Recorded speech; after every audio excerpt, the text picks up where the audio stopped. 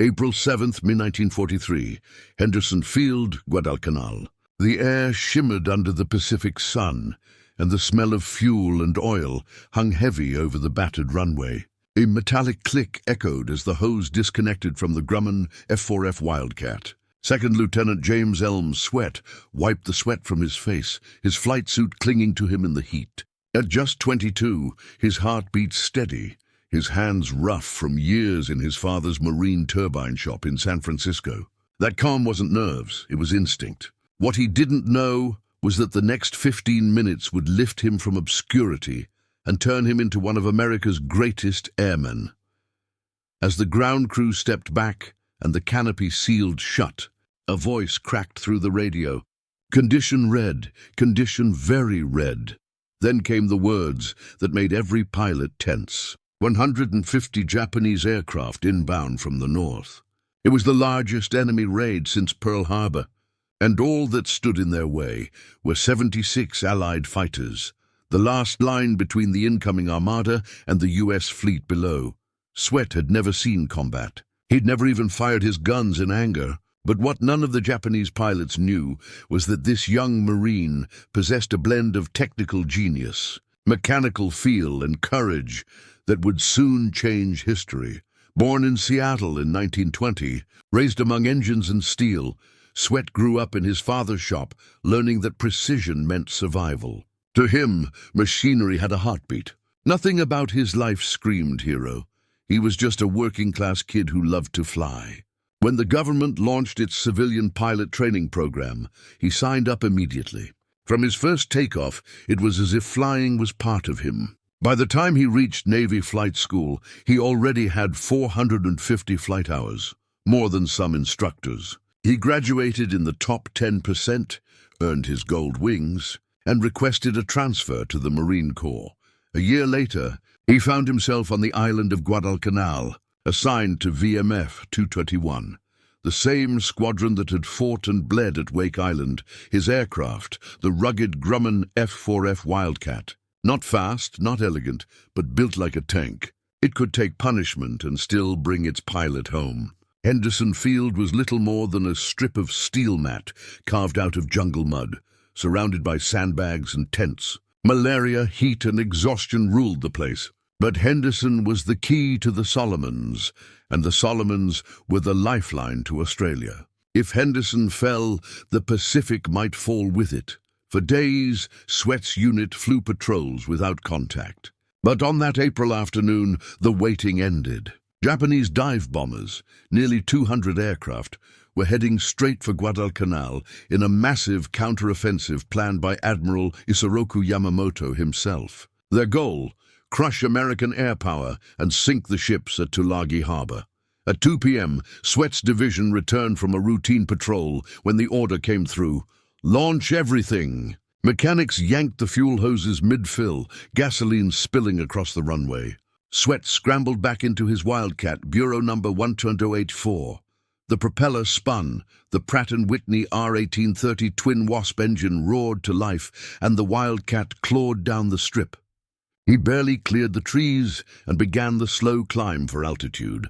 Seconds later, the sky above the Pacific filled with fighters, Wildcats, Corsairs, P-38s, P-40s, all rising together in desperate unison. Swett scanned the horizon.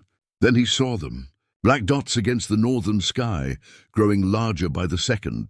"Tally-ho, bandits, 12 o'clock high," he called over the radio. Fighter Command answered, calm and final. "All fighters engage." Good hunting. No tactics, no plans. Just survival. Swett rolled into a dive, aiming for the leading formation of Aichi D3A Val dive bombers. The sunlight flashed off their wings as they flew in perfect lines, each carrying a 1,000-pound bomb meant for the ships below. Swett closed on 3 that had drifted slightly off course. He centered the last one in his gun sight and squeezed the trigger.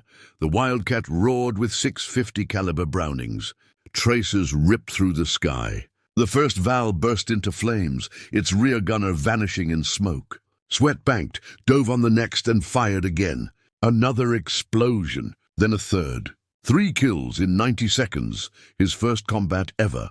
Anti-aircraft shells exploded around him as American gunners below fired blindly into the chaos. One burst peppered his Wildcat with shrapnel. His aileron was damaged. The plane jerked and shook, but Swett held it steady. Oil pressure steady. Engine temperature good. Stay in the fight. Ahead, 6 more bombers broke from formation, diving toward Tulagi Harbor. Their fighter escort was gone. Swett dove again, guns blazing. The first valve disintegrated. The second burst into flames. One by one, he cut them down. Short, precise bursts, no wasted rounds. When the last one came into his sights, he was so close he could see the Japanese gunner's terrified eyes. He fired until the bomber exploded. 7 enemy aircraft down. 15 minutes. But when he lined up his next target and pressed the trigger, nothing empty, he was out of ammunition. He could have turned back. Any sane pilot would have. Instead, he charged the last bomber head-on, trying to force it to break off. The Japanese gunner opened fire. Bullets tore through Swett's canopy. The glass shattered, fragments slicing his face and arm. The oil cooler blew. Smoke filled the cockpit. The engine coughed, sputtered, then died. 15 miles from home, his Wildcat became a glider over the Pacific. He scanned the sea and spotted a calm patch near Tulagi. He opened the canopy, tightened his harness, and brought the nose up. The Wildcat hit the water hard. The impact smashed his nose against the panel. Water rushed in instantly. The heavy engine dragged the plane down. He fought his jammed harness, lungs burning until it tore loose. He shot upward through blood and seawater, breaking the surface, gasping for air.